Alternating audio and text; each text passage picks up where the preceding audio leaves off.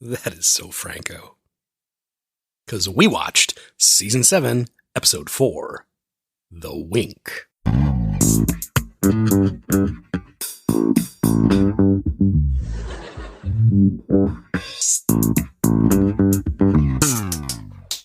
Constantly. Yes. Hello. So, Kitty, Hi. did you like The Wink? Yep. Okay.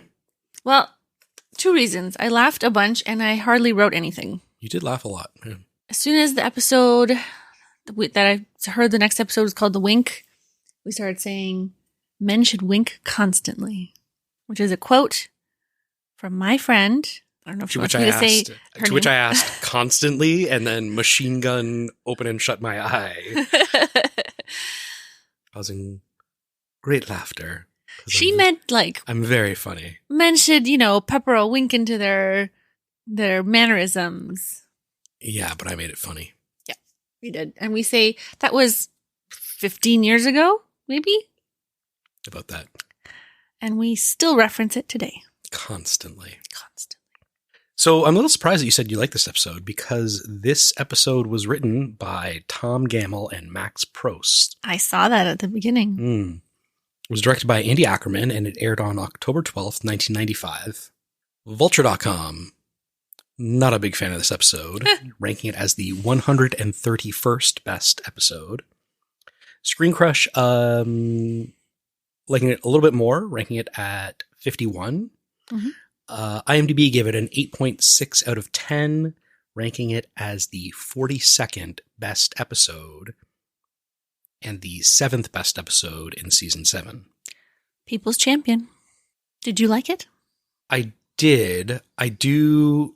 Looking back at it and looking at it through a little bit of an analytical lens, there are some things that did not make sense. But in the speed of a 20-minute sitcom, I think on an initial viewing, you probably didn't notice these things.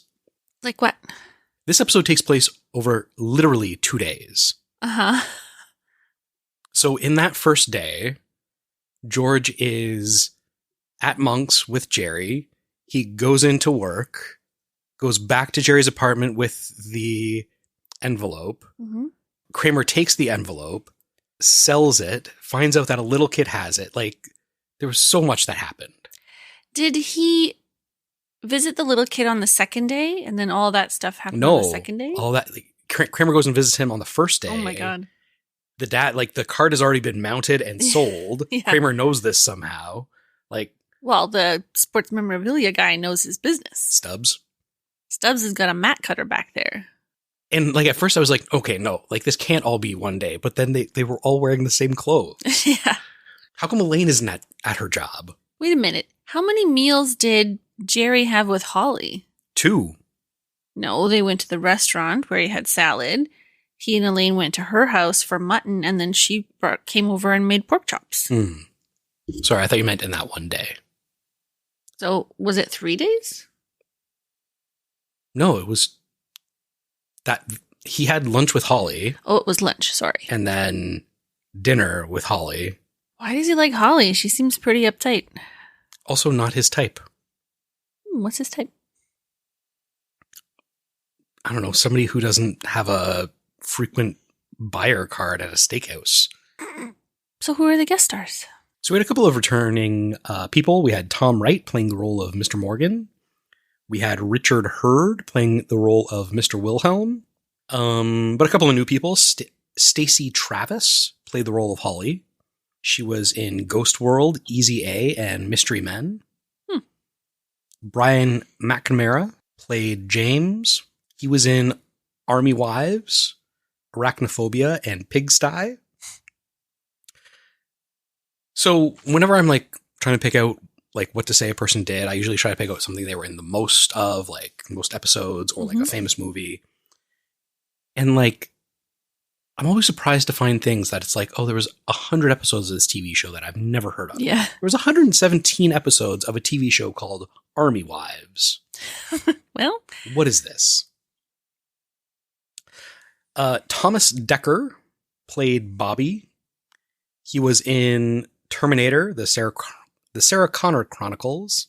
Sarah Connor Chronicles. Sarah Connor Chronicles. Sarah Connor Chronicles. Sarah Connor Chronicles. Sarah Connor Chronicles. Kaboom, and 2010's Nightmare on Elm Street. He was super creepy. I didn't like him. The kid, yeah. Yeah. Paul O'Neill was in an episode of Seinfeld, as well as the movie Angels in the Outfield. In 1995, he had a 300 batting average, a 460 on base percentage, and hit 22 home runs and was a all-star. You know what? I had never heard of him. He was a multiple-time all-star. It's my first exposure to Paul O'Neill. There you go. It comes up later, but when he hits the inside the park home run, commentator saying, the throw goes over Alamar's head. And the reason I asked you when this episode came out was because that would have meant they were playing Toronto, because Robbie Alomar went to Baltimore in the winter of 1995. It probably means they were playing the Padres, if I'm doing this off the top of my head, because Sandy Alomar was the catcher and the throw would have been to home base. Isn't that Alomar's father? Sandy Alomar Jr.? His brother. Yeah. Oh, okay. Okay. It could have been over the second baseman's head. It could have been over the second baseman's head. And I mean, the Padres are a West Coast team. The Jays play the Yankees more often. So it's interesting. It wouldn't have been the Jays. It would have been, yeah. The scene with Paul O'Neill was the first scene that they filmed in season 7 to take advantage of the Yankees being in California. For whatever. I thought you were going to say being eliminated from the playoffs and available to do cameos. I think they made it to the ALCS that year. But it would have been the start of the season, so it would have been the year before. How do you remember these things? Okay, let's throw it back to last week when I asked you if you remembered this episode. George gets a piece of citrus stuck in his eye and involuntarily winks several times with hilarious consequences. So, how'd I do?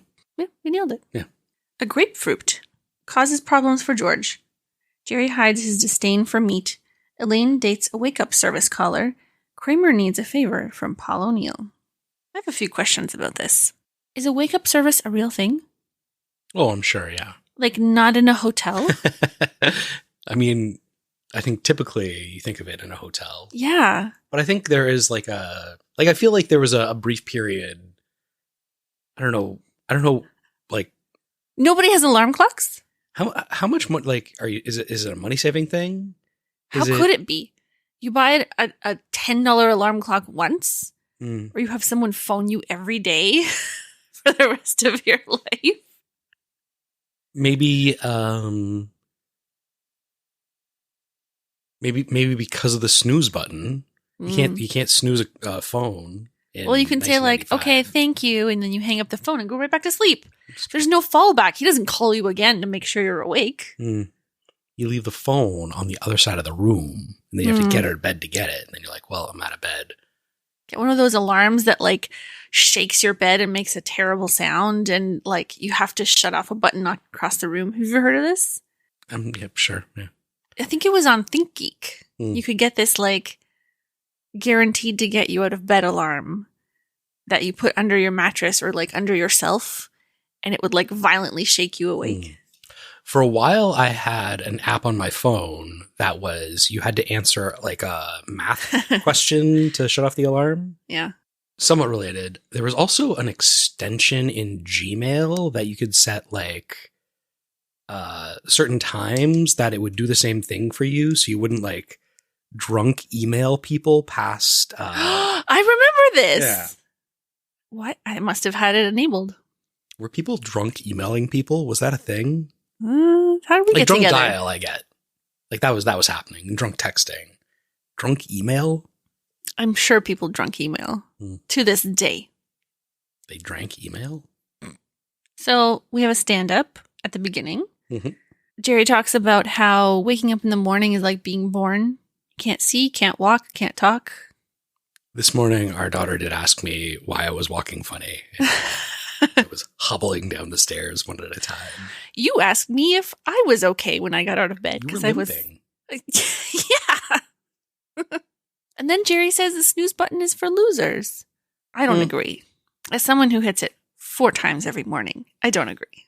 Did you see the Reddit post? No. I think it was like an Am I the Asshole? And it was about a guy that I don't even think it was the snooze. I think he set like 20 alarms from like 5:30 a.m. because he really enjoyed the feeling of like going back to sleep. You know what? And his wife was like, I'm going to leave you if you continue to do this. And he was like, I just love that feeling so much. Probably a fake post, but whatever. That feeling is pretty amazing. Would you set an alarm from 5:30 to have? No. I would set my alarm for 7:30, which I do, and I would snooze it 4 times so I could fall back asleep 4 times. Do you, once your alarm goes off, are you capable of falling back asleep? Yeah, but if I get out of bed, I well, yeah, generally once you're on your feet, you don't fall back asleep on your feet. Mm-hmm. Good. Well, like, I couldn't get out of bed, do something, and then go back to bed. Oh, I totally could. Yeah, I know you can. Listen, my body's natural wake-up time has always been 9:30. You just see there was an article, who's in that new Madam Web movie? Dakota Johnson? You're asking the wrong person. It was in like Variety or I don't know, something. She did an interview and she was like, I need 14 hours of sleep every day. She's like, 10 hours is like barely enough. Mm-hmm. Who's the baseball player? Kikuchi? Yeah. Yeah, Kikuchi. Gotta sleep. Didn't he sleep like 16 hours a day or something? I don't know. I think pro athletes, they nap a lot, right? Like they wake up, they work out, they go home, they nap, and then they like... Yeah. There's a famous interview with Khabib Nurmagomedov, the former UFC lightweight champ, and he talked about like how he exercises a whole bunch, but when he goes home, he's like, resting isn't hot tubs, resting isn't massage, resting is sleep. So Elaine has this flirty wake-up call. I wrote down, so women just get hit on everywhere. Yeah. And somebody as sexy a voice as you probably had a hot date last night. Oh, you. Is this true to Elaine's character that she's like so boy crazy? Not boy crazy, but like any compliment at all, and she just like turns into a puddle of whatever. What? She's not allowed to flirt, and she is. But this guy calls and just says like, "Oh, you have a sexy voice. Let's go out on a date." Well, she also seems to like his voice. You can tell he's attractive by his voice. She's going by sound now. She's dating blind. Jerry's dating deaf. Because he's seen a picture of Holly. Yeah. In my mind, I was like, ask, would you rather go on a blind date or a deaf date? I think I would rather go on a, like, having seen and heard them date. So a regular date? Yeah. That's the best one. I mean, I think you want a deaf date is better. Because, like, unless somebody's like a major outlier, their sound coming out of them is going to be acceptable.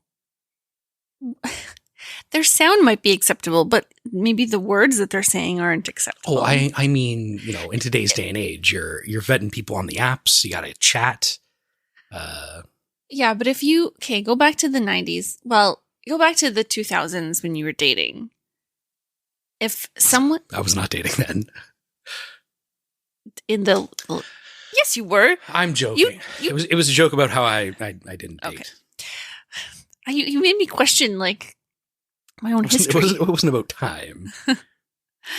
A friend says, "I want to set you up with someone. Here, talk to her on the phone." It's crazy, but I also think that you have a better chance of finding a compatible person if you talk to them on the phone before you see them versus seeing them first and then speaking to them. I would have probably talked to them on MSN Messenger. That's different. How's that different? Everybody is hilarious and charming when they have time to like craft a response. On the phone, you're like doing it live. Yeah. So Jerry's truly eating so much food. He's got a half grapefruit, a huge half grapefruit, and a huge sandwich, and it looked like veggies on the plate with the sandwich. But he's eating healthy. Good for Jerry. Does his disdain for meat mirror real life, or is this just a story? I think it's just part, like, for the story. Okay. I haven't. He's eating Snackwells again. Is that the healthy cookie? Yes. Well, the supposedly healthy cookie. Supposedly healthy cookie.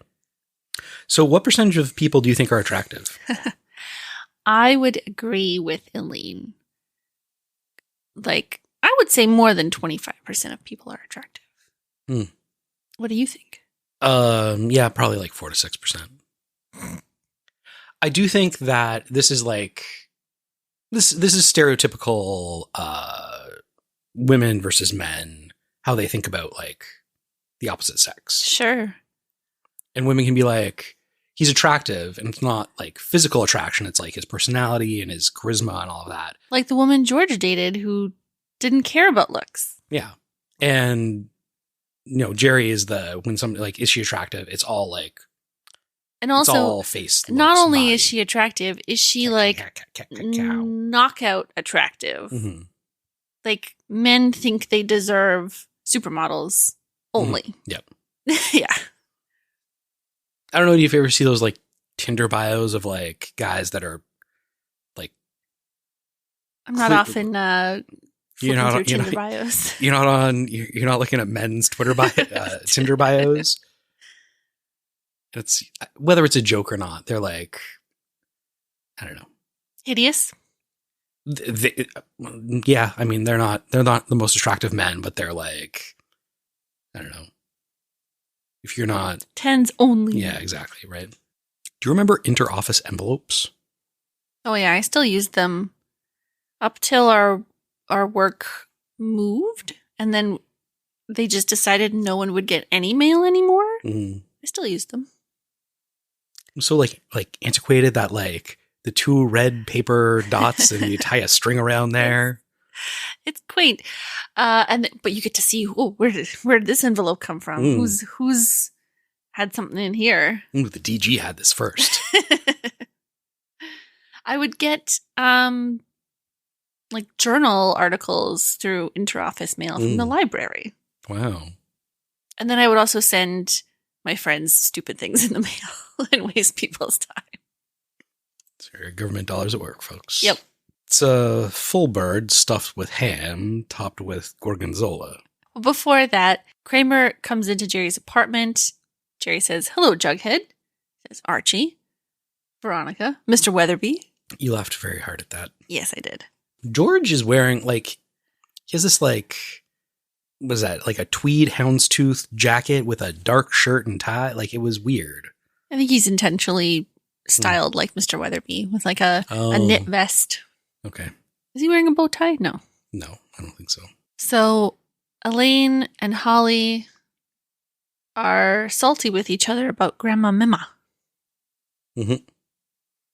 To be fair, it does seem like Grandma Mima kicked the bucket and Holly just moved directly into our apartment and took everything. Yeah.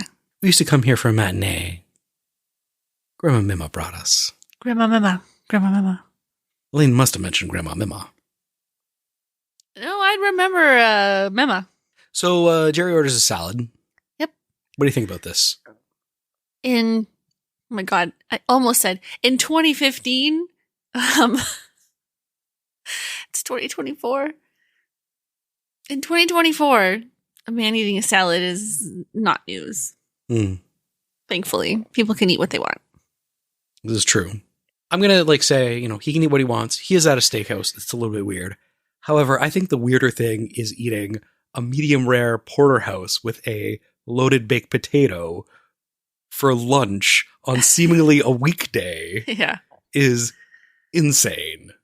Well, she's set up to be this for lack of a better word, manly woman. She has a porterhouse steak for lunch. She wants mutton for dinner. She's having pork chops the next day, which is what a man should do. Salad's got nothing on this mutton. I had never heard of mutton before I saw this episode. Well, you were 10. Mutton's not really big in Canada. So I think that in Canada, we will still label mutton as lamb. No, you can't. Why not? Because lamb is under 1 year of age. Mm. Mutton has a marketing problem here because our climate and geography is perfect for sheep, but people don't eat mutton, so there's no reason to raise sheep here. Probably because of this episode. I hope you left the fat on. I feel like, okay, I'm saying it now. I'm predicting mutton. It's going to be the next big thing. Sure. You know those restaurants like Meeting where you can get kangaroo and alligator and all kinds of weird stuff? Mm-hmm. Sheep. I think the successor to the Nintendo Switch will be the next big thing. Pretty gamey. It's very, very funny. So Elaine meets James at the cafe. Does a big phew. Does he deserve that big of a few? I think when he walked in, he was better looking than he was later in the episode. He aged. Maybe it was his hair, or maybe he was just closer up later on. I don't think he was that good looking. But how awkward. Just does a big few. What if he doesn't agree with the few? What if she's not supermodel quality enough? I know what you think she is. This guy's job is waking people up in the morning, and he lives in a multiple bedroom apartment that does not contain any beds other than a sofa bed. When he said, I only have the sofa bed, I'd forgotten that. And I was like, what are those other rooms for? What do you mean? How do you make enough as a wake-up call man to afford this apartment in New York? But no bed. What do you think of the head to toe? I mean, yeah, like your genitals line up. We both laughed at that. I do remember. Do you see the face I drew when she said, "Oh no, I slept with my butt towards him"? Yeah. It's my little cartoon eyebrow raise. It's pretty saucy for Seinfeld. That is pretty saucy for Seinfeld. Got that one past S&P. I remember one time as a kid, like a weird circumstances, like not a babysitter, but like parents' friends or something, were putting me and my friend to sleep. And they were like, oh yeah, head to toe. And I was like, it was weird. Like, why? I guess it's just to remove the awkwardness of your faces being next to each other. I guess so. But then you sleep ass to ass like Frank and Charlie, and then you got nothing to worry about. Unless someone poops the bed. So my last thing, I don't know if you have more, is the final scene with Steinbrenner. Sure. Where he's talking about all the people he's fired. We haven't really talked about the birthday card or Mr. Morgan or any of that stuff, or the wink, really. But I'm already at the end of my notes. Okay. But we can talk about it more. But the last thing I wrote is Steinbrenner naming off the people he's fired, and he says Billy Martin 5 times. Yeah. Do you know who Billy Martin is? No. So I had to look him up. He was the Yankees manager 5 times. And George Steinbrenner kept firing him. Bring him back. Yeah. There you go.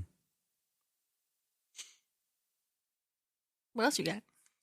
I mean, there was just some like weird things both in like the story and production. There was like weird ADR when Elaine was being chased by the dogs down the street with... And she was going like, woo, woo. Yeah, what the hell was that? I wrote it down too. She leaves her coat on this guy's couch and then she's like, hey, bring me my coat. And he like finds bandanas on the coat and is just like, well, I guess I got new bandanas. These aren't Elaine's. Yeah. I think I liked, while I was watching this, I was like, okay, this story's going along.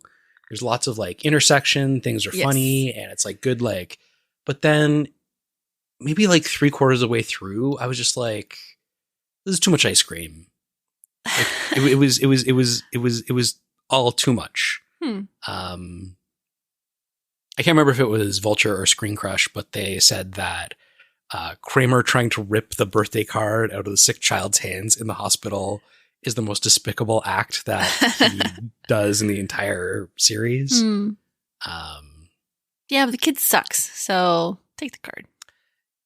I mean, all child actors are bad. He was bad, but he also had very long eyelashes.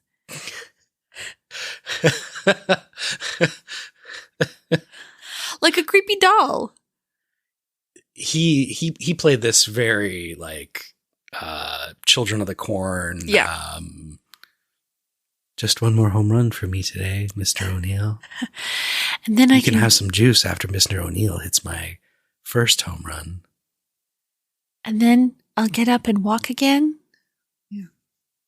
Yeah, sure. But what I really need is this birthday card. Yeah. Not a fan of that kid. I want to know, did he grow up to have a drug problem? He's still working in Hollywood. Oh, so maybe. Probably. What else? Oh, the wake up guy. Like, how does he normally wake up? He doesn't have an alarm. He just uses the sun. Yeah. Who wakes him up? Yeah. Strange. There's just a chain of wake up guys. Not only am I the wake up call president, but I'm also a member. I did like how when Wilhelm said that he wanted to give George Morgan's job because Mr. Morgan's like slacking. George quietly goes, "Oh, it is so much more work." Mm-hmm. And at the end, Steinbrenner reiterates, like, "It's more work, longer hours, not very much more pay." He's like, "I know." Mm-hmm. I like Forlorn George. Forlorn George. I've got some corrections.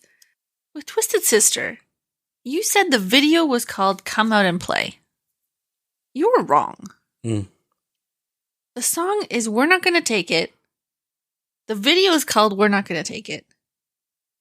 Come Out and Play is a Twisted Sister album, not the one that song is on. It's a different one. IMDb lied to me. Yeah. But Mark Metcalf, the maestro, was also in another video for Twisted Sister called I Wanna Rock. But that song is also not on Come Out and Play. Why were we talking about canned peaches? Oh, they talk about canned peaches in the episode. Fruit's just 2 aisles over. Oh, right. That throwaway line. Right. So we went on a big canning. Yes. Okay. It's coming back to me now. Because my correction is peaches aren't dyed when... Sorry. Peaches aren't dyed. They just sort out different colored ones and then like chop them up for diced peaches or peach puree or something else. Did we argue about whether or not they were dyed? I thought they were dyed because they're all exactly the same color. Oh, okay. Yeah. Like they just throw some orange in there. It's just nature's perfection. Yeah. And we were talking about civil and criminal trials and juries. Oh, you get one coffee drinker on that jury and you're golden. In Ontario, civil trials can have 6 jurors. Oh, wow. And criminal trials can have 12 jurors. Well, there you go. So you can just demand that you get jurors. I think maybe you can request that you have a jury trial. Our legal system is broken. The next episode is the hot tub. Mm-hmm. What's it about? Kramer gets a hot tub in his apartment. Yep. Oh. We get another little theme of missed wake-ups. Okay. Yeah. Well, I can't wait. See you next week. On Close Talkers. Don't do that. Believe it or not, this is our podcast. Please subscribe at the end. If you subscribed, we would be happy. Please subscribe to us. Believe it or not, it's our podcast. Is that a Seinfeld reference?